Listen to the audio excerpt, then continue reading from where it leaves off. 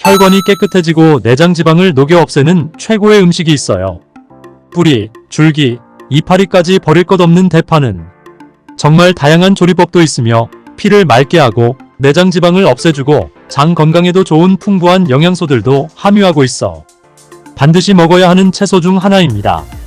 이런 대파도 함께 먹으면 보약이 되는 음식이 있고 함께 먹으면 오히려 독이 되는 음식도 있습니다. 그리고 먹는 방법에 따라 효능도 다르다고 하니 다양한 방법으로 드시는 것도 추천드립니다. 지금부터 대파의 효능과 함께 먹으면 보약되는 음식 3가지, 그리고 함께 먹으면 독이 되는 음식 2가지, 그리고 대파의 특급 레시피 4가지, 대파 보관법까지 대파의 모든 것 알려드리겠습니다. 건강한 삶을 위한 건강한 정보를 전해드리는 무조건 당신 편 구독과 좋아요 눌러주시고요. 전체 알림해 놓으시면 앞으로 알려드리는 건강정보 빠르게 받아보실 수 있을 거예요. 우리나라에서는 통일신라시대부터 재배를 했다고 알려져 있습니다. 그만큼 오랫동안 재배하고 식탁에 올라온 채소인데요. 대파 특유의 향이 다른 식재료의 잡냄새를 제거하는데 탁월한 효과가 있어 생선이나 고기류의 냄새를 제거하는 향신료로도 많이 사용되고 있습니다. 뿐만 아니라 물에 넣고 끓이게 되면 감칠맛이 좋아져 다양한 육수, 채소를 만드는 데에도 빠지지 않고 들어가는 재료이기도 합니다. 이런 대파의 첫 번째 효능이 바로 내장 지방을 싹 빼준다는 것입니다. 대파에는 특유의 향과 알싸한 매운맛을 나게 하는 성분이 있는데요. 이 성분이 바로 황화알릴이라는 성분입니다. 이 황화알릴 은대파에 열을 가해 굽게 되면 프로필 메르캅탄이라는 성분과 아조엔이라는 성분으로 변하게 되는데요. 대파를 구울 때 매운맛을 내는 성분은 휘발되어 없어지고 단맛이 나는 성분이 생성되는데 그 성분이 바로 프로필 메르캅탄입니다. 이 프로필 메르캅탄의 단맛 강도가 설탕 단맛의 강도보다 무려 50배나 강해 대파의 단맛이 좋아지는 건데요. 정말 놀랍지 않나요? 단맛하면 당뇨가 있는 분들은 혈당 지수가 오를까봐 걱정되시잖아요. 이 성분은 설탕과는 달라 혈당을 오르게 하지 않아 당뇨가 있는 분들도 전혀 부담없이 드실 수 있는 단맛이랍니다. 또 열을 가하면 아조엔이란 성분이 만들어진다고 했잖아요. 바로 이 성분이 우리 몸을 회복시키는 효능이 있는데요. 어떻게 우리 몸을 회복시킬까요? 그것은 바로 혈관을 깨끗하게 해주기 때문입니다. 아조엔의 별명이 바로 혈관 청소부인데요. 혈관의 나쁜 콜레스테롤을 제거하고 혈액이 뭉치는 혈전 생성을 방지해줍니다. 혈관도 확장해줘 혈액순환을 원활하게 해주는 역할도 해준답니다. 이런 효능으로 신진대사를 원활하게 해주고 동맥경화, 고지혈증, 고혈압 등의 심혈관 질환을 예방하는 데에도 도움을 줄 수 있습니다. 뿐만 아니라 내장지방을 분해해 몸 밖으로 배출시켜주는 효능이 있어 건강뿐 아니라 다이어트에까지 도움을 최근에는 다이어트 식품으로도 많이 활용되고 있습니다. 그리고 대파의 녹색 부분에는 베타카로틴이 풍부한데요. 이 성분이 바로 강력한 항산화 물질입니다. 이 베타카로틴은 우리 몸속의 활성산소를 제거하여 노화를 방지해주고 피부의 탄력을 유지하며 주름을 예방하는 효능도 탁월하여 피부 미용에도 좋은 영양소입니다. 그리고 면역세포의 기능을 강화해 주어 감기나 독감 등의 질병을 예방하고 알레르기 반응을 억제해주는 효과도 있답니다. 또한 베타카로틴은 눈의 피로도 해소해 주는데요. 시력을 보호하고 야맹증과 안구건조증을 예방하는 데에도 도움을 줄 수 있습니다. 대파의 베타카로틴은 구울 때 2.5배나 증가한다고 하는데요. 이런 대파의 효능을 극대화해 먹을 수 있는 방법이 있습니다. 대파의 특급 레시피 소개해드리겠습니다. 우선 대파를 깨끗하게 씻어주시고요. 대파를 5cm 정도로 잘라줍니다. 대파를 반으로 갈라주셔도 되고 그냥 사용하셔도 됩니다. 기름을 두르지 않은 팬에 대파를 올려 구워주시는데 앞뒤로 골고루 약간 탄 것 같이 잘 구워줍니다. 이제 장을 만들어 줄 건데요. 물을 2컵 넣어주시고요. 간장을 반컵 넣어줍니다. 고춧가루 1스푼 넣어주시고요. 참기름 1스푼 넣어줍니다. 이렇게 넣고 한번 끓여주시고 다 끓고 나면 식초를 반스푼 넣어주시면 됩니다. 이렇게 만들어진 양념장을 구운 파를 넣은 그릇에 붓고 하루 정도 숙성시켜서 드시면 됩니다. 물론 바로 드셔도 되지만 숙성시켜 드시면 더욱 맛있는 대파 요리를 드실 수 있습니다. 대파의 뿌리는 특히 채수, 육수를 만드실 때 많이 사용하시잖아요. 대파의 뿌리에는 알리신이라는 성분이 풍부하게 함유되어 있는데요. 이 알리신은 우리 몸을 따뜻하게 열을 올려주는 역할을 하고 혈액순환을 원활하게 해주어 신경을 안정화시켜주기까지 합니다. 이렇게 신경을 안정시켜주는 효능으로 불면증도 완화해 주어 잘 때 머리맡에 두고 주무시는 분들도 계십니다. 알리신 몸에 열을 내주는 효능으로 기침 감기와 가래를 완화시켜주는 데에도 도움을 주며 항균 항암 효과도 있어 각종 바이러스와 암세포를 억제해 주어 암을 예방하는 데에도 탁월한 효능을 발휘합니다. 알리신은 지방을 분해하고 배출해 주어 다이어트에도 도움을 준다고 알려져 있습니다.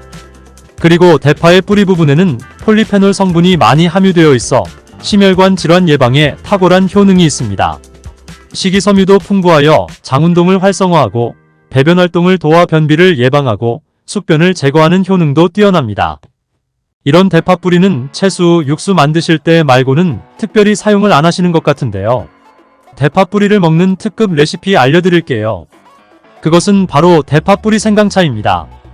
대파 뿌리와 생강을 함께 끓여 차로 드시게 되면 기관지, 폐와 같은 호흡기의 염증을 제거해주고 무릎과 같은 관절의 염증도 제거해 주어 관절 통증을 완화시켜 줄 수 있습니다. 생강에는 질러롤 쇼가올, 페노로함물 등 다량의 항염증 성분들이 함유되어 있어 우리 몸의 염증을 제거하는 데에 탁월한 효능을 갖고 있습니다. 생강은 약재로서 오랫동안 사용되어 왔는데요. 최근에도 계속해서 새로운 효능이 발견되고 있을 정도로 약성이 아주 좋은 식품입니다. 최근 한 연구 결과에 따르면 생강에는 소염 진통제로 많이 사용되는 이부프로펜과 비슷한 항염증 효과가 있고 류마티스 관절염을 완화시키는 데에도 효과가 있는 것으로 밝혀졌습니다. 이런 생강을 먼저 물에 넣고 끓여줍니다. 처음에 강불로 해주시고 끓기 시작하면 중불로 줄여 20분 정도 끓여줍니다. 그 후 대파 뿌리도 넣고 3분 정도 끓여주시면 됩니다. 이렇게 끓인 물을 생강과 대파 뿌리는 건져주시고 따뜻할 때 드셔도 좋고요. 냉장고에 넣고 시원하게 드셔도 됩니다. 이렇게 대파 뿌리와 생강을 함께 끓여 차로 드시면 효과를 극대화할 수 있는데요. 다만 평소에 소화가 잘 안 되시고 위가 약하신 분들은 이렇게 끓인 대파 뿌리 생강차에 물을 섞어 연하게 드시는 것을 추천드립니다. 이렇게 해서 하루에 한두 번 꾸준히 드신다면 감기 걱정도 없고 염증을 완화시켜 관절염으로 인한 통증도 줄일 수 있을 거예요. 대파와 함께 드시면 보약이 되는 좋은 식품에는 무도 있습니다. 무를 말린 무말랭이로 드시면 무의 좋은 성분들을 농축하여 드실 수 있다고 했는데요. 간단하게 다시 한번 알려드리자면 무를 드시면 기침과 가래를 멈추게 해주는 효능이 있고 소화를 잘 되게 해주며 혈관을 깨끗하게 해주어 심혈관 질환에도 도움을 줄 수 있습니다. 또한 칼슘의 함량이 높아 골다공증을 예방하고 뼈 건강을 좋게 하는 탁월한 효능이 있습니다. 그리고 해독작용도 뛰어나고 혈당 조절을 해주어 당뇨를 예방하는 데에도 도움을 줄 수 있습니다. 이렇게 좋은 무를 대파와 함께 드시면 그 효능이 극대화될 수 있는데요. 특히 혈액을 깨끗하게 해주어 심혈관 질환을 예방하며 당뇨를 예방해 줄 뿐 아니라 당뇨합병증을 완화시켜 주는 데에도 탁월한 도움을 받을 수 있습니다. 대파를 넣은 무말랭이 무침을 만들어 드시면 오독오독한 무말랭이의 식감도 좋고 입맛도 좋게 하는 반찬으로도 정말 좋으니 꼭 대파 무말랭이 무침도 만들어 드시길 바랍니다. 대파와 함께 드시면 보약이 되는 음식 세 번째는 바로 두부입니다. 대파 두부 조림 알려드릴게요. 대파와 두부가 만나면 우리 몸에 에너지를 공급하여 활력이 넘치도록 도와줍니다. 그 이유는 바로 대파의 알리신 성분과 두부의 비타민 B1이 만나면 알리티아민으로 전환이 되는데요. 이 알리티아민이 비타민의 체내 흡수율을 높여주고 신진대사를 촉진해 주어 우리 몸의 피로를 회복하고 에너지를 불어넣어주기 때문입니다. 비타민C 하면 생각나는 과일 있으신가요? 아마도 사과가 많이 떠오르실 텐데요. 대파의 줄기에는 사과보다 비타민C가 무려 5배 이상 함유되어 있답니다. 바로 이 대파의 줄기 부분에 많은 비타민C는 피로의 원인인 젖산의 분비를 억제하고 제거하는데 도움을 주기 때문에 피로회복에도 도움을 주고 면역력을 강화시켜주는 데에도 탁월한 효능이 있습니다. 대파 두부 조림 맛있게 만들어 드시는 특급 레시피 알려드릴게요. 먼저 잘 씻은 대파를 어슷썰기로 썰어주시고요. 두부는 정사각형으로 깍둑 썰기를 해줍니다. 먼저 두부를 기름을 두른 팬에 구워주시고요. 노릇노릇해지면 썰어놓은 대파를 넣어줍니다. 간장을 2스푼 넣어주시고요. 고소한 참깨도 뿌려서 잘 익혀주시면 대파 두부 조림 완성입니다. 정말 맛있겠죠? 이렇게 만든 대파 두부 조림을 드시고 더 이상 몸 움츠리지 마시고 활력 넘치는 하루하루 보내시길 바랍니다. 대파와 함께 드시면 보약이 되는 음식 네 번째 알려드릴게요. 그것은 바로 대파 팽이버섯 부침입니다. 팽이버섯은 버섯 중에서도 버섯키토산의 성분이 가장 많이 함유하고 있을 뿐만 아니라 식이섬유가 정말 풍부하게 함유되어 있는데요. 버섯키토산은 혈액 속의 지방을 분해하고 콜레스테롤을 제거해 고혈압, 동백경화, 심장병 같은 심혈관 질환을 예방할 뿐만 아니라 체내의 지방을 흡착하여 배출시켜주어 내장 지방을 줄여주는 데에도 탁월한 효능이 있습니다. 또한 버섯키토산은 체내의 중금속의 배출을 돕고 간 건강을 돕는 효능도 있다고 알려져 있습니다. 또한 풍부한 식이섬유로 인해 배변 활동을 도와 숙변을 제거하는 데에도 탁월한 효능이 있습니다.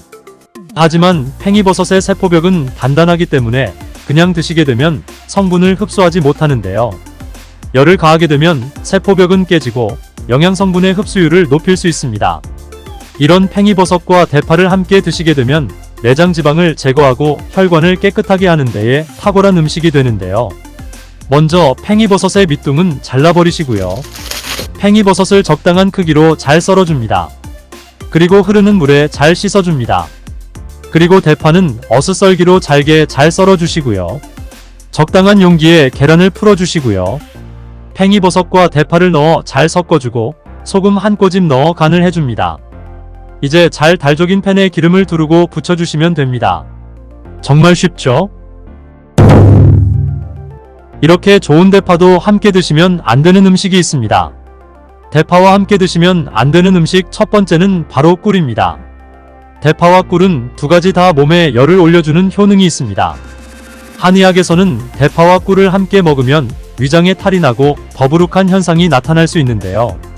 대파와 꿀을 함께 먹으면 위에서 소화액 분비를 억제하여 소화불량을 유발할 수 있기 때문입니다. 또한 꿀은 알레르기 반응을 일으킬 수 있는데 대파와 함께 먹으면 그 알레르기 반응이 더욱 악화될 수 있는 영향이 있습니다. 꼭 기억하셔서 대파와 꿀은 함께 드시지 않기를 바랍니다. 또 대파와 함께 드시면 안 되는 음식은 미역입니다. 미역과 파 둘 다 알긴산이라는 성분이 있는데 이 알긴산은 미끌거리는 식감이 있습니다. 함께 드시게 되면 식감이 안 좋은 이유도 있지만 식감보다도 더 중요한 이유가 있습니다. 그것은 파에는 인과 유황 성분이 있는데요. 미역과 파를 함께 드시게 되면 파의 인과 유황 성분이 미역에 함유된 칼슘의 흡수를 방해하게 됩니다. 미역에는 칼슘 함량이 높아 골다공증 예방에 좋은 효능이 있는데 이 효능을 전혀 누리지 못하게 되는 것입니다. 미역국을 끓일 때 대파로 채수를 내어 시원한 미역국을 끓여 드시는 분들이 계신데 절대 미역국을 끓일 때 대파는 사용하지 않기를 바랍니다. 대파를 한 단 사면 양이 많아 한 번에 드시지 못하는 경우가 많은데요. 대파 보관하는 방법 알려드리겠습니다. 대파를 보관하실 때는 씻지 않고 흙이 묻은 채 보관하는 것이 좋지만 사용하기 불편하시기 때문에 씻어서 보관하는 방법을 알려드릴게요. 우선 잘 씻은 대파를 줄기와 잎부분으로 나눠 잘라주시고요. 물기를 제거하고 키친타올을 넣은 지퍼백에 줄기와 잎부분을 나눠 담아 냉장고에 보관해 주시면 됩니다. 이렇게 하시면 2-3주 정도는 보관 가능하시고요. 더 장기간 보관하시려면 냉동을 하시면 되는데 냉동 보관하시려면 대파를 사용하기 원하는 크기대로 잘라 지퍼백에 넣어 냉동하시면 됩니다. 이렇게 하시면 냉동된 대파를 꺼내 볶음 요리 같은 것 하실 때 바로 사용하실 수 있습니다. 대파만큼 우리 식탁에 빠질 수 없는 것이 현미죠. 건강을 위해 꼭 챙겨 먹는 현미가 잘못 먹으면 오히려 건강을 해칠 수 있다는데요. 식탁 위에 혈관 청소부라는 양파는 많은 요리에 사용되는 우리에게 너무 익숙한 채소인데요. 중국인들이 돼지기름으로 요리한 음식을 많이 먹으면서도 혈관 질환에 잘 걸리지 않는 이유 중 하나가 바로 양파를 많이 먹기 때문이랍니다. 양파는 혈관 청소 외에도 정말 다양한 효능이 있는데요. 아무리 좋은 양파도 잘못 먹으면 오히려 건강을 해치는 독이 될 수 있습니다. 나이가 들면서 가장 신경 써야 할 부분이 혈관 건강이 아닐까 합니다. 노화가 진행되면서 당연히 혈관도 노화가 되는데요. 사람 몸의 혈관의 길이가 무려 10만 km로 지구를 2바퀴 돌 수 있는 길이입니다. 이렇게 긴 혈관이 우리 몸속에 있는데요. 온몸 구석구석 혈관이 닿지 않는 데가 없죠. 그래서 혈관에 문제가 생기기 시작하면 여러가지 질병이 나타나게 되는 것입니다. 대표적인 혈관성 질병이 고혈압, 당뇨, 치매 등이 있습니다. 이런 중요한 혈관을 건강하게 만들기 위해 반드시 섭취해야 하는 채소가 바로 오늘의 주인공 양파입니다. 양파의 첫 번째 효능이 바로 혈관을 깨끗하게 해준다는 것입니다. 혈관이 부드럽고 탄력이 좋아야 되는데 나이가 들수록 딱딱해지고 혈관벽이 두꺼워지며 콜레스테롤 때문에 혈관벽이 좁아지기도 하고 혈전이 생기면서 혈액순환이 잘 안되기도 하지요. 이렇게 되면 고혈압, 뇌졸중 등 심혈관 질환이 나타나게 되는데요. 이런 질환을 예방하고 치료하는 데에 양파가 좋은 역할을 하게 됩니다. 양파에는 혈관 질환에 도움을 주는 두 가지 성분이 들어있는데요. 양파를 썰면 조금 후에 눈이 매워져 눈물이 나게 되잖아요. 바로 이렇게 눈물을 나도록 하는 성분이 알리네이즈입니다. 이 알리네이즈는 휘발성이기 때문에 눈이 매워지는 건데요. 이 성분은 항산화 작용이 뛰어나 체내의 활성산소를 제거하여 혈관이 손상되는 것을 막아주고 노화를 방지해주는 역할을 합니다. 그리고 혈전이라고 하죠. 혈액이 뭉치는 현상을 억제하고 혈액순환을 원활하게 해주는데 도움을 주며 콜레스테롤 수치를 낮춰주어 고혈압, 동맥경화 등의 혈관 질환을 예방하는 데 많은 도움을 줍니다. 이뿐 아니라 혈당 조절에도 도움을 주어 당뇨를 예방하는 데에도 효과가 있는 것으로 알려져 있습니다. 양파에는 2021년 1년 동안 2300편의 논문이 나올 정도로 주목받고 있는 성분이 있는데요. 바로 퀘르세틴이란 성분입니다. 퀘르세틴은 그만큼 많은 효능이 있고 계속해서 효능들이 발견되고 있습니다. 양파에는 이 퀘르세틴이 정말 많이 함유되어 있는데요. 퀘르세틴의 많은 효능 중 가장 큰 효능이 바로 혈관을 깨끗하게 해준다는 것입니다. 퀘르세틴은 강력한 항산화 물질인데요. 활성산소가 많으면 혈관세포를 손상시키고 노화시키고 각종 질병을 일으키는 원인을 제공하기도 하는데요. 바로 이 퀘르세틴이 활성산소를 제거해 주어 혈관을 건강하게 해주는 것입니다. 뿐만 아니라 퀘르세틴은 염증을 완화시켜주고 암을 예방하고 치료하는 효능이 있다고도 알려져 있습니다. 그렇다면 퀘르세틴은 양파 전체에 골고루 함유되어 있을까요? 그렇지 않습니다. 양파는 보통 9겹으로 이루어져 있는데 퀘르세틴은 바깥쪽으로 갈수록 함량이 높아집니다. 양파의 속살보다 껍질에 퀘르세틴의 함량이 약 30배에서 100배 정도 높게 함유되어 있습니다. 그래서 퀘르세틴을 많이 섭취하려면 양파 껍질을 드셔야 하는데요. 양파 껍질을 먹을 수 있는 방법으로 차를 우려서 드시는 것을 많이 권장합니다. 그런데 시중에 나와 있는 양파 껍질 차를 구매해 뜨거운 물에 우려서 드신다면 퀘르세틴을 제대로 흡수하지 못합니다. 양파 껍질에서 퀘르세틴을 용출하여 차로 드시려면 양파 껍질을 1리터의 물에 20분 정도 센 불로 끓여주시다가 약불로 30분 정도 더 끓여서 드시면 됩니다. 이렇게 양파 껍질 끓인 물을 따뜻하게 차로 드셔도 되고요. 냉장고에 보관하셨다가 시원하게 드셔도 좋습니다. 양파의 두 번째 효능은 바로 항바이러스 작용입니다. 장염이나 감기, 대상포진에 걸리셨다면 양파를 드시면 도움을 받을 수 있습니다. 이런 증상이 있으시다면 바이러스에 감염되었기 때문인데요. 양파에 퀘르세틴이 많이 함유되어 있다고 했잖아요. 바로 이 퀘르세틴의 효능 중에 바이러스를 사멸시켜주는 효능이 있기 때문에 도움을 받을 수 있는 것입니다. 감기, 독감과 같은 호흡기 바이러스에 특히 효능이 좋은 것으로 알려져 있습니다. 이 효능은 비타민C와 함께하면 효과가 극대화되는데요. 양파에는 비타민C도 함유되어 있어 항바이러스 효과가 뛰어난 것입니다. 또한 양파에는 알리신 성분도 풍부하게 함유되어 있는데요.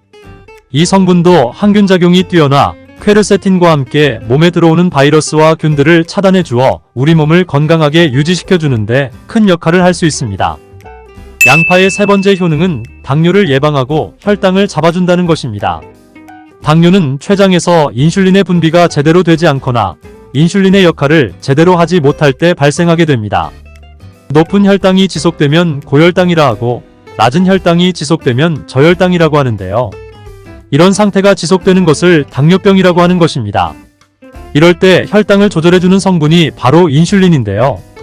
인슐린은 혈당 수치를 적절하게 유지하는 역할을 해줄 뿐만 아니라 남는 포도당을 지방으로 저장하도록 하는 역할도 해줍니다. 양파에는 크롬이라는 성분이 풍부한데요. 크롬은 천연 인슐린이라는 별명이 있을 정도로 혈당을 조절하는 데에 탁월한 효능이 있습니다. 바로 포도당 대사의 항상성을 유지시켜주고 또한 혈전이 생기는 것을 방지해주는 역할도 하여 혈액순환을 원활하게 하는 데에도 도움을 줍니다. 양파를 드실 때에는 양파를 잘게 자르게 되면 더 큰 효과를 볼 수 있는데요. 양파를 잘게 자를수록 알리나아제라는 효소가 최대로 활성화가 됩니다. 이 알리나아제는 크롬을 활성화시키는 효능이 있어 당뇨가 있는 분들에게 더욱 큰 도움을 줄 수 있는 것이지요. 당뇨가 있는 분들에게 양파를 꾸준히 섭취하도록 한 뒤 혈당 수치를 측정했을 때 한 달이 지났을 때 혈당 수치가 약 26% 감소했고 6개월이 지났을 때 약 39% 감소한 혈당 수치를 측정할 수 있었습니다. 양파가 정말 당뇨를 개선하는데 좋은 효능이 있는 것이지요. 보통의 항산화 물질은 열을 가하게 되면 효능이 소멸되기 때문에 항산화 물질이 있는 채소나 과일을 생으로 드시는 것을 권장하는데요. 크롬은 열에 강하기 때문에 양파에 열을 가해 요리를 해도 크롬의 효능을 그대로 누릴 수가 있습니다. 양파의 네 번째 효능은 항알레르기 효과가 있다는 것입니다.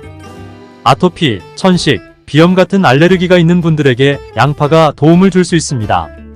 알레르기의 증상으로는 재채기, 콧물, 코막힘 증상이 있고 피부에 발진, 가려움증이 나타나기도 하는데요. 이런 증상을 일으키는 원인이 몸 안에서 히스타민의 분비가 일어나기 때문입니다. 양파를 드시면 이 히스타민의 분비를 억제하여 알레르기 반응을 완화시켜 줄 수 있는 것입니다. 이런 여러 효능이 있는 양파는 함께 드실 때 효능이 배가 되어 보약이 되는 찰떡궁합의 식품들이 있는데요. 첫 번째는 바로 식초입니다. 양파를 피클로 만들어서 드시면 상큼하니 입안을 개운하게 해주어 고기와 함께 드실 때 참 좋은데요.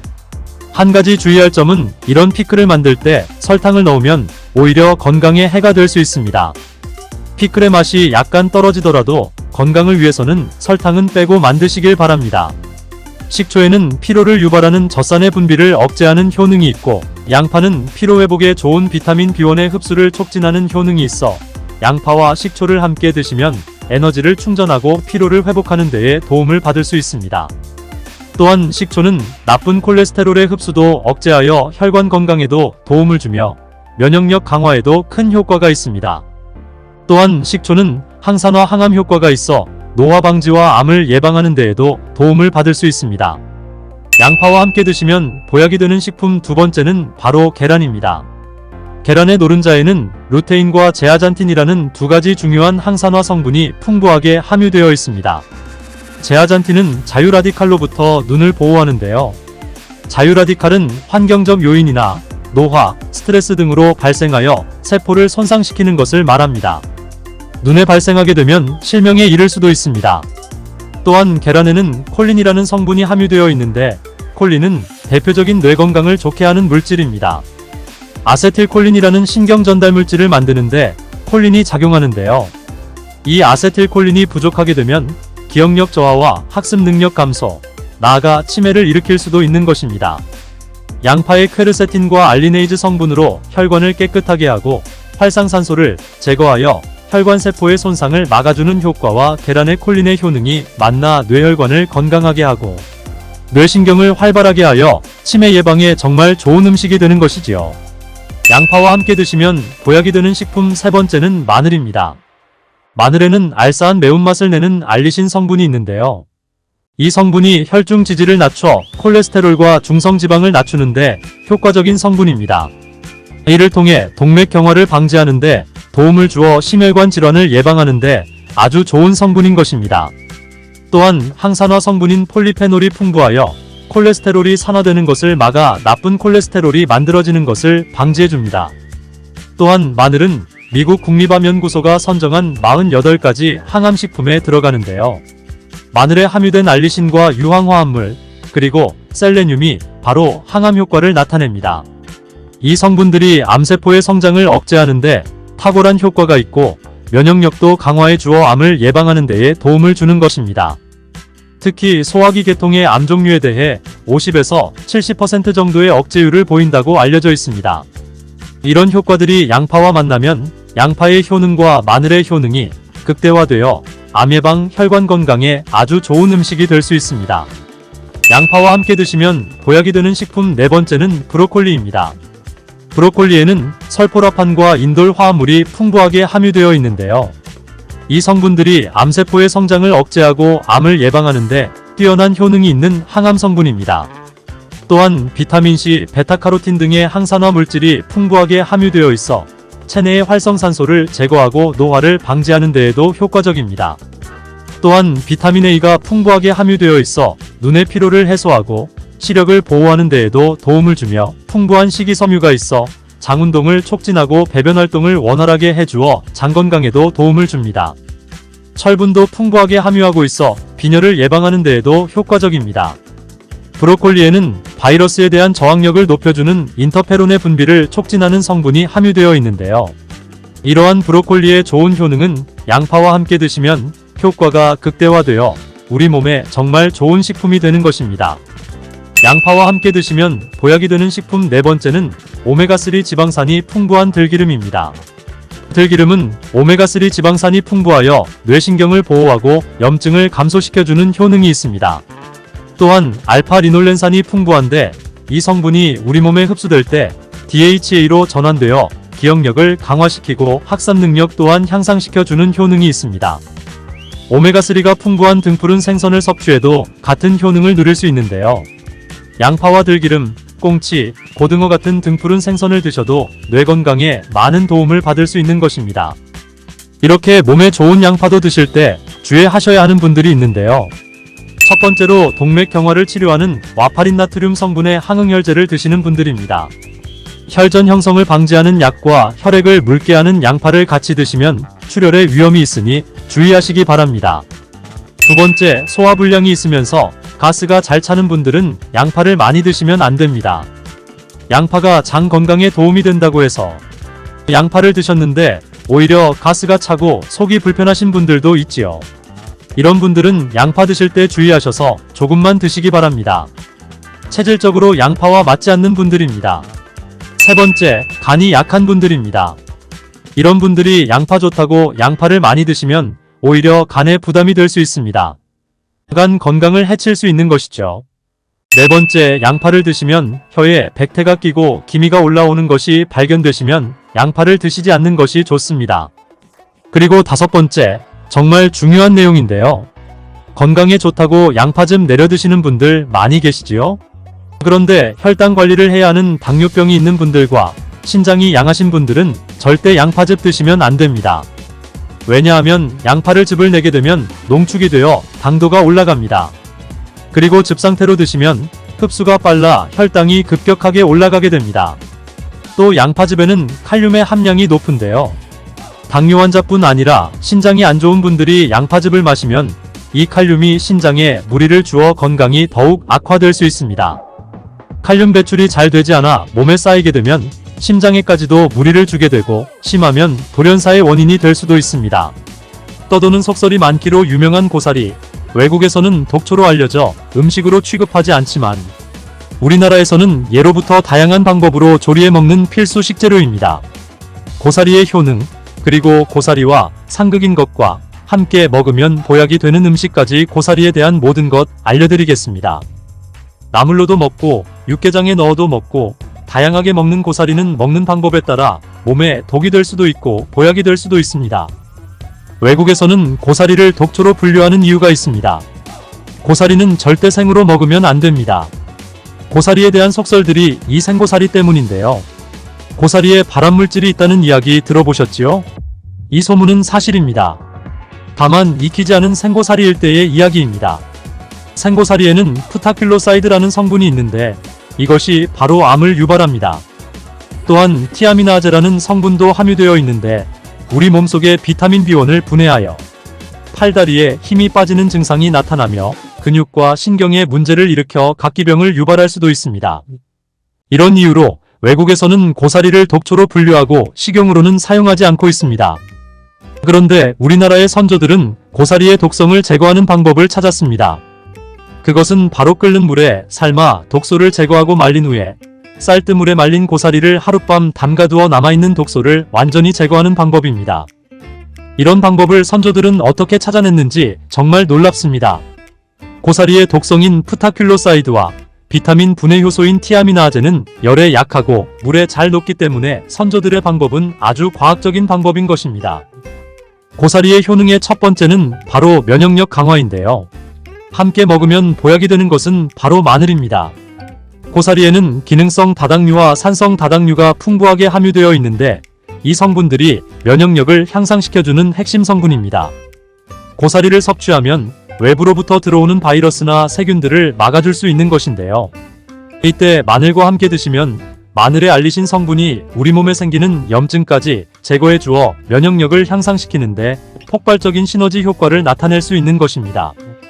또 한 가지 이유는 마늘에는 비타민 B1이 풍부하여 혹시 모를 고사리 때문에 분해될 수 있는 비타민 B1을 보충할 수 있어 고사리의 단점을 완벽하게 커버할 수 있습니다. 고사리와 마늘을 함께 섭취하면 근육과 신경을 활성화시켜 근육통을 완화시켜주고 피로회복까지 시켜주는 보약이 되는 것입니다. 고사리와 함께 드시면 안 되는 것은 문어가 있습니다. 고사리는 대표적인 다이어트 식품이기도 한데요. 그 이유는 고사리에 함유된 풍부한 식이섬유 때문입니다. 고사리의 식이섬유는 장내 유익균의 먹이가 되어 장내 환경을 건강하게 하고 당과 지방, 콜레스테롤은 흡착하여 몸 밖으로 배출해 주어 장 건강에 아주 유익한 것이지요. 또한 고사리에는 건강을 위해 반드시 섭취해야 하는 필수 아미노산이 풍부한데요. 아미노산은 단백질로 이루어져 있죠. 문어도 지방이 적고 단백질이 매우 풍부하게 함유되어 있는데요. 문어는 소화를 시키는데 오랜 시간이 걸린다는 단점이 있습니다. 풍부한 식이섬유를 함유한 고사리와 문어를 함께 드시게 되면 소화를 시키는데 매우 오래 걸리게 되어 위장이 약한 분들에게는 무리를 줄 수 있는 상황이 됩니다. 만성 소화불량과 과발효로 인한 복부팽만 지속되면 장내 염증을 유발할 수 있으니 고사리와 문어는 함께 섭취하는 것에 주의하시기 바랍니다. 그렇다면 어떤 음식과 함께 드셔야 할까요? 그것은 바로 돼지고기입니다. 돼지고기에는 단백질뿐만 아니라 지방도 풍부하게 함유되어 있습니다. 지방을 섭취하는 것에 매우 꺼려하시는 분들이 있는데요. 우리 몸에 필요한 3대 영양소가 탄수화물, 지방, 단백질입니다. 이 중에서 가장 많은 에너지를 내는 것이 지방이기 때문에 지방은 꼭 섭취해야 되는 영양소인 것입니다. 동물성 단백질과 지방에서만 얻을 수 있는 필수 무기질과 비타민을 돼지고기를 통해서 섭취할 수 있습니다. 돼지고기에는 피로회복에 효능이 좋은 비타민 B1이 풍부하며 고사리에는 부족한 무기질들을 보충해주고 돼지고기에는 부족한 비타민을 고사리가 보충해줄 수 있습니다. 그리고 고사리에는 칼륨이 풍부한데요. 칼륨은 혈관 내의 나트륨과 콜레스테롤을 배출시켜주는 효능이 있습니다. 돼지고기를 섭취할 때 문제가 될 수 있는 콜레스테롤의 문제를 해결해 줄 수 있는 것이지요. 이렇게 고사리와 돼지고기를 함께 드시면 서로서로 부족한 점을 보완해주는 궁합이 딱 맞는 음식인 것입니다. 고사리와 함께 드시면 안 되는 음식으로는 메밀이 있습니다. 고사리와 메밀을 함께 조리하는 요리들이 있는데요. 맛으로는 괜찮을 수 있으나 함께 드시면 문제가 될 수 있습니다. 고사리는 차가운 성질의 음식으로 한의학에서는 스트레스성 열로 인한 두통과 불면증을 해소하는데 처방할 정도로 열을 내려주는 효능이 있습니다. 이런 차가운 성질은 혈관의 염증을 가라앉히는 역할도 하는데요. 메밀 또한 차가운 성질의 음식이기 때문에 고사리와 함께 섭취하게 되면 위장을 너무 차갑게 하여 위장장애를 일으킬 수 있습니다. 고사리를 드실 때 문제가 생길 수 있는 분들은 와파린 계열의 혈전용해제를 드시고 계신 분들입니다. 고사리에는 비타민 K가 풍부하게 함유되어 있는데요. 비타민 K는 혈액응고에 관여하는 대표적인 무기질로 혈전용해제의 역할을 감소시킬 수 있습니다. 그렇게 되면 혈전용해제의 역할을 제대로 하지 못해 혈전이 생성될 수 있고 혈전은 혈관을 막아 혈액순환에 문제를 일으키게 되며 뇌혈관에 발생될 경우 뇌경색의 원인이 될 수도 있습니다. 따라서 혈전용해제를 드시는 분들은 고사리와 같은 비타민 K가 풍부한 식품은 주의해서 섭취해야 하는 것입니다. 또한 신장질환을 앓고 있는 분들은 고사리를 섭취할 때 주의하셔야 합니다. 고사리에는 칼륨이 풍부한데요. 신장 기능 중 하나가 우리 몸의 칼륨을 몸 밖으로 배출하는 것인데 신장질환으로 칼륨 배출이 원활하지 않은 상태에서 다량의 칼륨을 섭취하게 되면 신장에 무리를 주어 문제를 야기할 수 있습니다. 마늘과 돼지고기에 이어 고사리와 함께 드시면 좋은 음식으로는 들깨가 있습니다. 고사리의 풍부한 베타카로틴과 비타민C는 항산화 작용으로 혈관 내의 활성산소를 제거하여 노화를 방지하고 혈관 세포가 산화되는 것을 방지하여 혈관을 건강하게 만드는 데 훌륭한 역할을 하는데요. 이뿐만 아니라 고사리에 함유된 프테로스틸벤이라는 성분이 뇌를 건강하게 하는 데 도움이 되는데요. 이 성분은 신경세포를 파괴하는 것을 막아주고 뇌세포의 재생을 촉진하여 뇌 기능을 활성화시켜줍니다. 또한 관절염과 연골 재생에도 도움을 주는 프테로스틸벤은 알츠하이머 치매를 예방하는 데에도 효능이 있는 것으로 알려졌습니다. 들깨의 오메가3 지방산은 특별히 혈관을 깨끗하게 하는 데에 큰 효능이 있고 풍부한 리놀레산은 뇌신경과 뇌세포 구성의 핵심 성분으로서 고사리와 함께 드시면 뇌를 건강하게 하는데 폭발적인 시너지 효과를 나타낼 수 있는 것입니다. 뇌혈관을 깨끗하게 하여 혈액순환을 원활하게 하고 뇌신경과 뇌세포를 활성화시켜 기억력, 인지능력을 향상시키며 뇌졸중, 치매 등의 혈관 질환을 예방하는 데 탁월한 것이지요. 함께 드시면 보약이 되는 음식으로는 표고버섯도 있습니다. 표고버섯에는 비타민 D와 셀레늄 그리고 항산화 물질들이 다량 함유되어 있어 노화를 방지하고 피부를 맑고 깨끗하게 하는 데에 도움을 줄 수 있습니다. 고사리에는 비타민 A, 비타민 C 그리고 칼륨과 철분 등이 풍부하여 영양성분의 조화를 이룰 수 있습니다. 표고버섯의 베타글루칸과 고사리의 미네랄 성분은 면역력을 강화하는데 시너지 효과를 나타내며 항암 효과 또한 강력해집니다. 천연 감미료와 약재로 가장 오래전부터 사용된 것이 바로 꿀입니다. 성경의 삼손 이야기에도 나오는 꿀은 정말 다양한 용도로 사용되었는데요. 이집트에서는 미라를 만들 때에도 꿀을 사용하기도 했습니다. 꿀은 약으로 쓸 만큼 우리 몸에 정말 좋은 효능들이 많이 있는데요. 잘못 먹으면 약효가 하나도 없을 뿐만 아니라 오히려 몸을 해치는 독이 될 수도 있다는 사실 알고 계신가요? 꿀의 종류와 절대 먹으면 안 되는 꿀과 좋은 꿀을 고르는 방법, 그리고 꿀과 함께 먹으면 좋은 최고의 음식 5가지, 꿀에 대한 모든 것 알려드리겠습니다. 건강한 삶을 위한 건강한 정보를 전해드리는 무조건 당신 편. 영상 시작 전에 구독과 좋아요 눌러주시고요.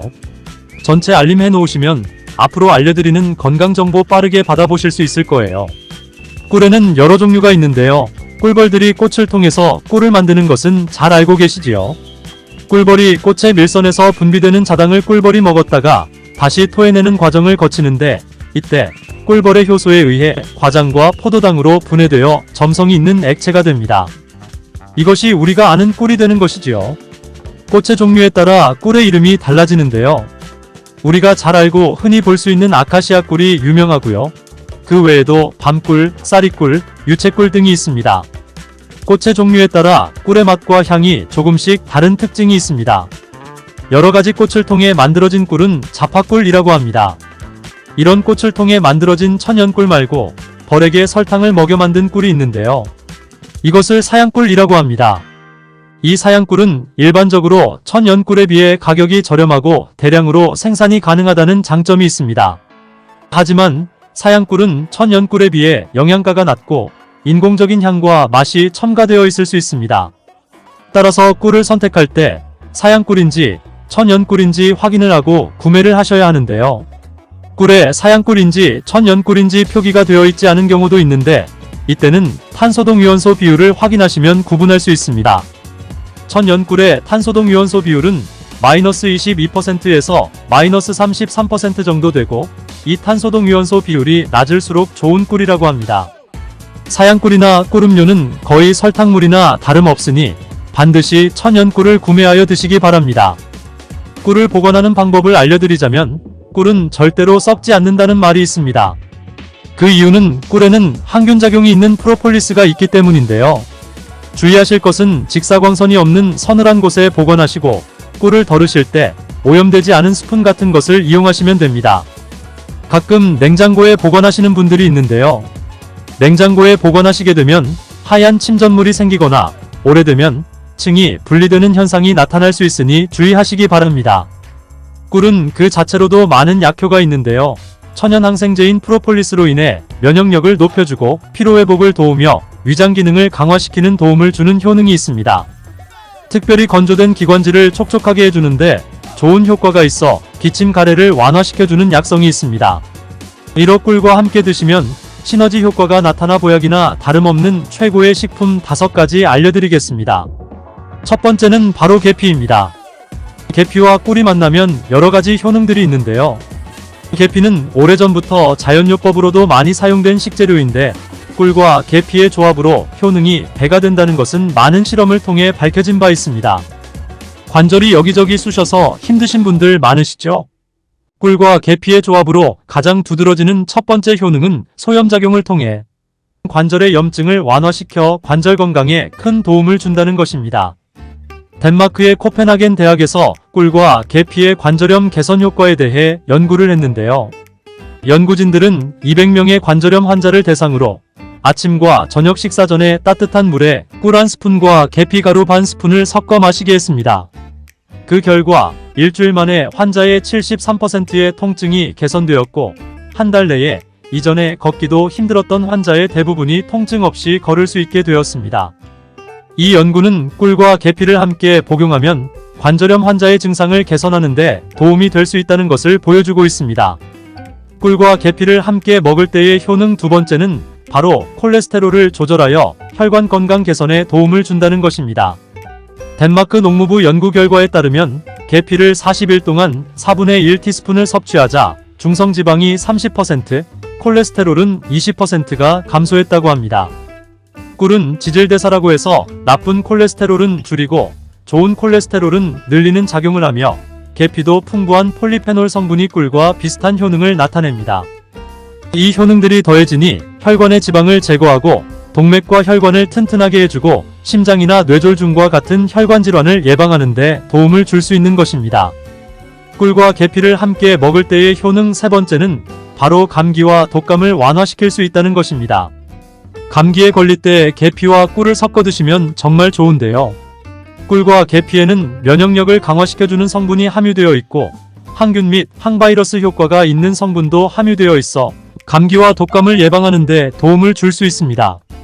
또한 항염증 효과가 있는 성분이 함유되어 있어 감기와 독감의 증상인 발열, 인후통, 근육통 등을 완화시키는 데에도 효과가 있습니다. 꿀과 계피를 함께 먹을 때의 효능 네 번째는 위장장애를 개선하는 데 도움을 준다는 것입니다. 꿀과 계피는 소화를 촉진시키고 위장 운동을 원활하게 도와주는 효능이 있습니다. 위장을 따뜻하게 해주는 효능이 있기 때문이지요. 또한 꿀은 위산을 중화시켜 소화를 돕는 역할을 하기도 합니다. 꿀과 계피가 위에 들어가면 위장의 점막이 자극되어 위액 분비를 왕성하게 해주어 소화장애에 도움을 줄 수 있습니다. 그리고 위에 생긴 상처를 치료해주고 개선시켜주어 위궤양을 막고 경련성 통증을 억제하고 위장의 연동운동을 촉진하여 가스 배출 및 영양 흡수를 도와주는 효과도 있습니다. 꿀과 계피를 함께 먹을 때의 효능 다섯 번째는 노화 방지와 피부 개선에 도움을 준다는 것입니다.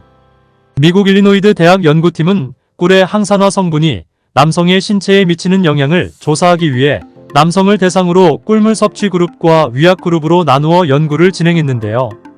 연구 결과 꿀물을 섭취한 그룹은 꿀물을 섭취하지 않은 그룹에 비해 항산화 성분이 증가하고 신체 기능이 개선되는 효과가 나타났습니다. 이는 꿀에 함유된 항산화 성분이 체내의 활성산소를 제거하여 노화를 방지하고 면역력을 강화시키는 효과가 있기 때문입니다. 또한 피부를 건강하게 해주는 효과도 볼 수 있었는데요. 꿀과 계피를 함께 먹으면 피부의 보습과 탄력을 유지할 수 있습니다.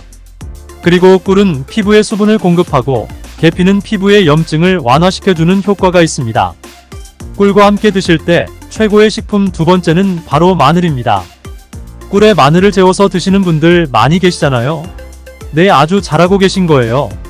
꿀과 마늘을 함께 드시면 우리 몸에 너무 좋은데요. 꿀과 마늘 모두 면역력을 강화시키는 성분이 풍부하게 함유되어 있습니다. 특히 마늘의 알리신 성분은 항균 및 항바이러스 효과가 뛰어나 감기나 독감 등의 질병을 예방하는 데 도움이 됩니다. 또한 마늘의 알리신 성분은 혈압을 조절하고 혈액을 맑게 해주며 혈관을 건강하게 유지시켜주는 효능이 있고요. 꿀은 혈액순환을 촉진하고 혈압을 낮추는 데에 도움을 줄 수 있습니다. 꿀과 마늘 모두 항산화 작용이 뛰어난 성분들이 함유되어 있어 체내의 활성산소를 제거하여 노화를 방지하는 효과가 있습니다. 꿀과 함께 드실 때 최고의 식품 세 번째는 바로 무입니다. 무를 채를 썰어 꿀에 재워 드시면 되는데요. 이는 기침과 가래에 효과가 아주 좋은 천연약재라고 보시면 됩니다. 감기에 걸려 기침이 잘 낫지 않고 속이 더부룩하고 소화가 잘 안 될 때 꿀에 물을 재운 것을 드시면 너무 좋은데요. 무의 매운맛을 내는 시니그린 성분이 위장의 점막을 자극하여 점액 분비를 활성화시킬 뿐만 아니라 기관지 점막에 붙어있는 가래를 묽게 만들어 몸 밖으로 쉽게 배출하는 데에 도움을 주게 됩니다. 또한 꿀은 기침의 약재로 많이 쓰이는데요. 영국 옥스퍼드 대학 연구팀이 감기 환자 1761명을 대상으로 조사한 결과 꿀을 먹은 환자는 감기 증상이 개선되고 치료 기간이 단축되는 효과가 있었다고 보고되었는데요. 연구에 따르면 감기 치료에 사용되는 항히스타민제인 디페니드라민을 복용한 환자보다 꿀을 먹은 환자가 기침의 빈도와 정도가 더욱 개선되었다고 합니다. 꿀과 함께 드실 때 최고의 식품 네 번째는 바로 오미자입니다. 오미자와 꿀이 만나면 우리 몸의 호흡기 질환, 특히 만성기침에 좋은 효능이 있습니다. 또 마른 기침이 계속 나지만 가래는 없는 분들, 잔기침이 계속 나와 가슴도 아프고 생활에 불편한 분들 계시잖아요. 이런 분들에게 꿀과 오미자가 정말 좋습니다. 오미자는 폐와 기관지를 촉촉하게 해주어 이런 마른 기침에 효과적입니다. 꿀과 함께 드실 때 최고의 식품 다섯 번째는 바로 생강입니다. 생강을 채를 썰거나 갈아서 꿀에 재워서 드시면 되는데요. 이 꿀생강은 기침에도 당연히 좋고요. 몸에 찬 기운이 돌고 혈액순환이 잘 안 되는 것 같을 때 드시면 좋습니다. 몸을 따뜻하게 데워주는 효과가 있고요. 감기 초기 그리고 몸살이 났을 때에도 드시면 컨디션을 회복하는데 도움을 받을 수 있습니다. 또한 소화불량일 때에도 꿀생강 드시면 속이 편안해지는 것을 느낄 수 있을 거예요. 우리 식탁에 빠지지 않는 무, 나박김치, 깍두기, 무말랭이, 치킨무, 단무지 등등 정말 여러 형태로 많이 드시잖아요. 그 중에서도 겨울이 되면 바로 무나물도 많이 드시게 되는데요. 무나물 만들 때 보통 어떻게 하시나요? 들기름에 채로 썬 물을 넣고 달달 볶아 소금으로 간하고 깨소금 넣어서 드시잖아요.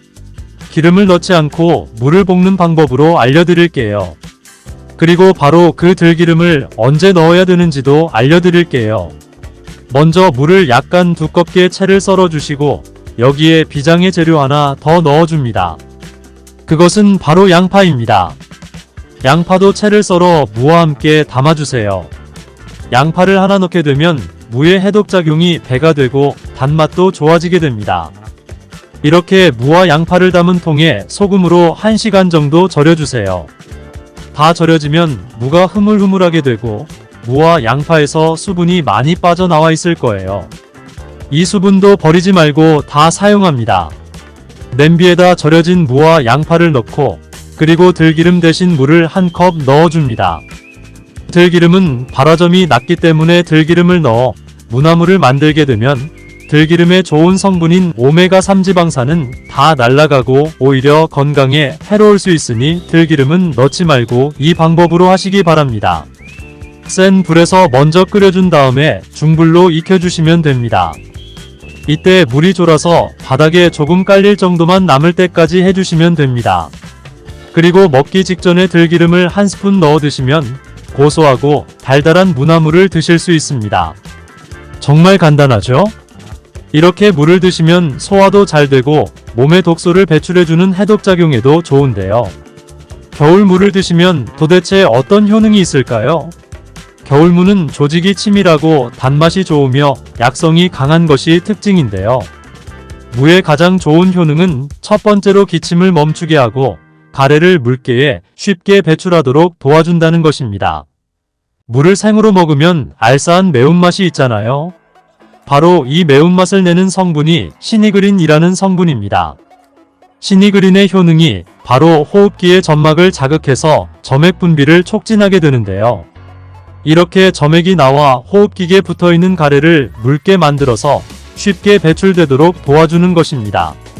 이뿐 아니라 점막이 호흡기 외벽을 보호해서 각종 세균, 감기 바이러스 등이 쉽게 침투하지 못하도록 보호하는 효능이 있습니다. 병원에서 처방받은 감기약과는 달리 무는 기관지가 본연의 역할을 잘할 수 있도록 회복시키고 유지시켜준다는 좋은 점이 있는 것입니다. 이런 효능으로 가래, 기침, 독감, 감기로부터 우리 몸을 보호하고 회복시킬 수 있는 것이지요. 특별히 기침, 가래, 호흡기에 도움이 되도록 물을 먹는 방법을 한 가지 알려드릴게요. 그것은 물을 주스로 만들어 마시면 되는데요. 무와 배를 함께 사용하면 됩니다. 감기에 걸렸을 때 배숙을 만들어서 드시기도 하잖아요. 배에도 염증을 가라앉히고 기침을 먹게 하는 효능이 있는데요.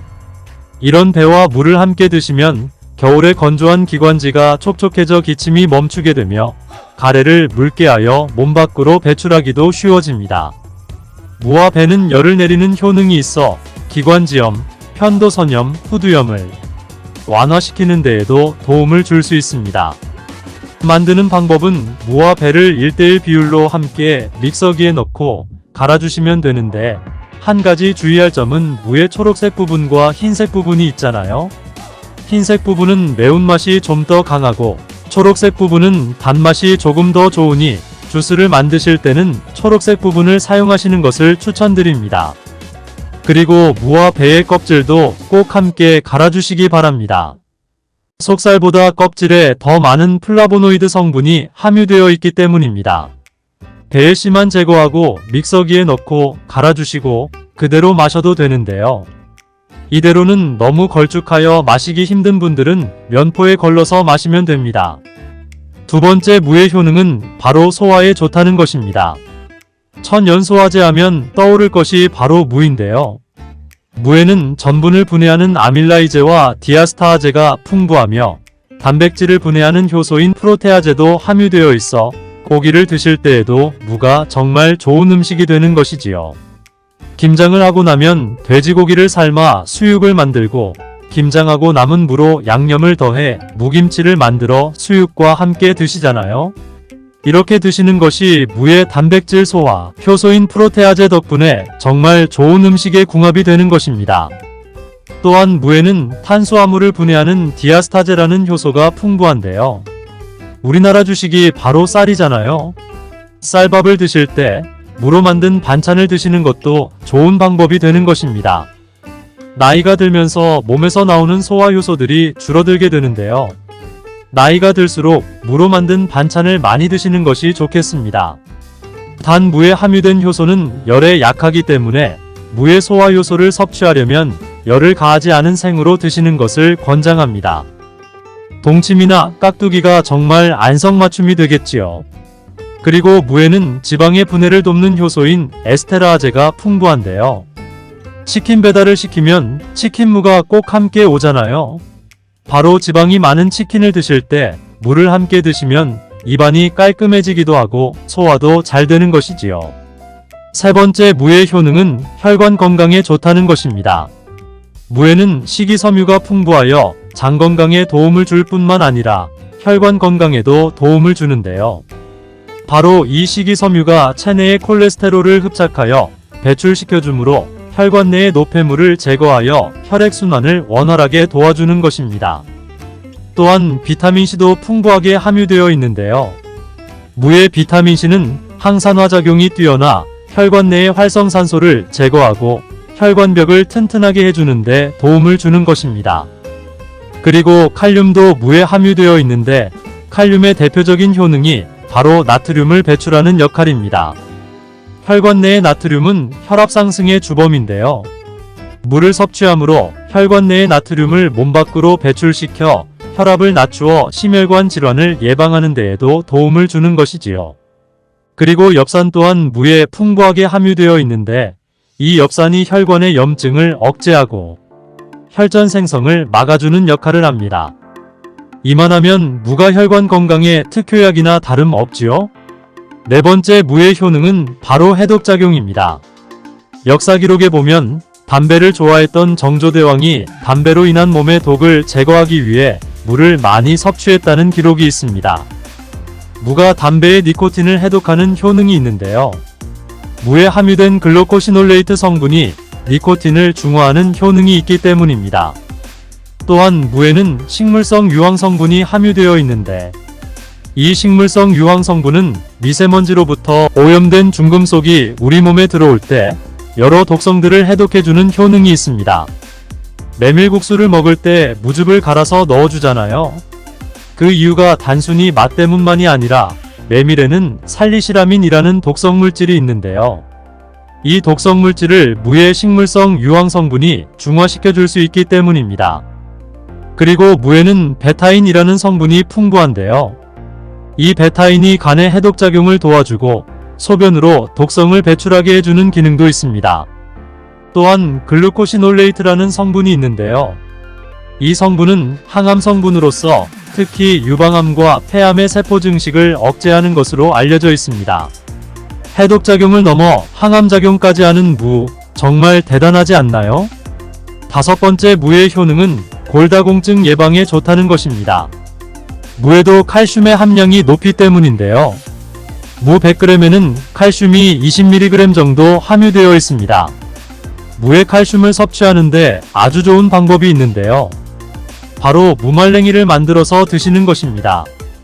무를 말리면 수분은 날아가고 무의 성분들이 응축되는데요. 무말랭이 100g에 함유된 칼슘의 함량은 무려 310mg 이나 됩니다. 나이가 들면서 뼈에서 칼슘이 빠져나가 골밀도가 점점 낮아지고 골다공증이 발병하는 경우가 많은데요. 골다공증은 나이 드신 분들에게 특히 위험한 병입니다. 왜냐하면 나이 드신 분들에게 골반 골절이 생기게 되면 65세 이상은 30%가 1년 내에 사망하고 80세 이상은 50%가 2개월 내에 사망을 할 수 있기 때문입니다. 이런 이유로 중년 이후 뼈에 대한 관리는 매우 중요한 것이지요. 하루 칼슘의 권장 섭취량은 1000mg인데요. 무말랭이 400g 정도 드시면 하루 칼슘 섭취량을 충분히 섭취하게 되는 것입니다. 칼슘을 섭취할 때 중요한 요소 중 하나는 먹는 것뿐 아니라 몸에 흡수가 되어야 하는데요. 칼슘은 몸에 잘 흡수가 되지 않는 성분입니다. 칼슘 영양제를 먹어도 뼈 건강에 도움을 많이 못 받는 이유가 여기 있는 것인데요. 칼슘을 흡수하기 위해서는 바로 비타민 D가 필요합니다. 칼슘과 비타민 D가 만나 몸의 흡수를 잘 되게 하는 것인데요. 바로 이 무말랭이에 비타민 D가 풍부하게 함유되어 있습니다. 무말랭이가 골다공증 예방에 정말 좋은 이유인 것이지요. 골다공증 예방을 위해 무말랭이를 먹는 좋은 방법이 있는데요. 바로 무말랭이 차로 만들어 먹는 것입니다. 무말랭이를 기름을 두르지 않은 팬에 볶아주면 갈색으로 변하게 되는데요. 이렇게 볶아진 무말랭이를 차로 우려서 마시면 되는 것이지요. 무말랭이에 열을 가해 갈색으로 변할 때 더 많은 항산화 물질들이 생성이 됩니다. 이렇게 생긴 항산화 물질들이 몸 안의 염증, 활성산소를 제거하여 주는데요. 이런 활성산소는 뼈와 관절에도 염증을 일으키게 되는데 뼈 건강을 위해서는 이런 염증을 제거하는 것이 아주 중요합니다. 여섯 번째 무의 효능은 당뇨를 예방하는 데 도움을 준다는 것입니다. 미국의 당뇨병협회에서는 당뇨를 예방하기 위해서는 물을 매일 섭취하라고 권고하고 있습니다. 탄수화물을 섭취하게 되면 탄수화물이 당으로 변하여 혈당 지수가 올라가게 되는데 이렇게 혈당 지수를 올라가는데 관여하는 호르몬이 글루카곤입니다. 물을 섭취하게 되면 글루카곤의 기능을 억제하게 되는데요. 혈당을 올리는 글루카곤의 효능이 제한되어 혈당 조절에 도움을 주는 것입니다. 무에는 이렇게 많은 효능이 있는데요. 함께 드시면 무의 효능을 극대화할 수 있는 음식이 있습니다. 첫 번째는 바로 꿀입니다. 무에는 이소티오시아네이트라는 성분이 있는데요. 이 성분은 매운맛을 내며 혈액순환을 원활하게 하여 신진대사를 활성화시키는 효능이 있습니다.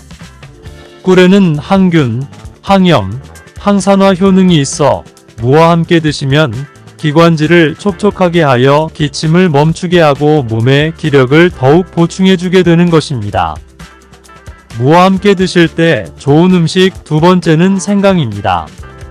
생강에는 진저롤과 쇼가올 성분이 함유되어 있어 몸 안의 찬 기운을 밖으로 배출하고 몸을 따뜻하게 해주는 효능이 있습니다.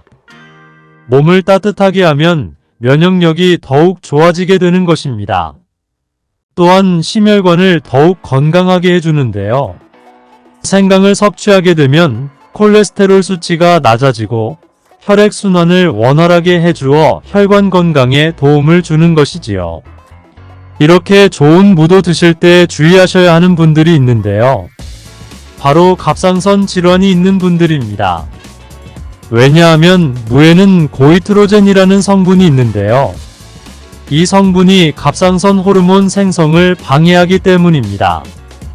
갑상선 질환이 있는 분들이 무를 드시면 갑상선 호르몬이 제대로 분비되지 않아 증상이 더욱 악화될 수 있는 것입니다. 다만 고이트로젠은 열을 가하면 효능이 떨어지게 됩니다. 따라서 갑상선 질환이 있는 분들이 물을 드실 때는 생으로 드시지 말고 열에 익혀서 드시기를 바랍니다. 토마토가 건강에 좋은 건 아시죠? 그런데 잘못 드시면 오히려 독이 될 수 있는데 알고 계신가요?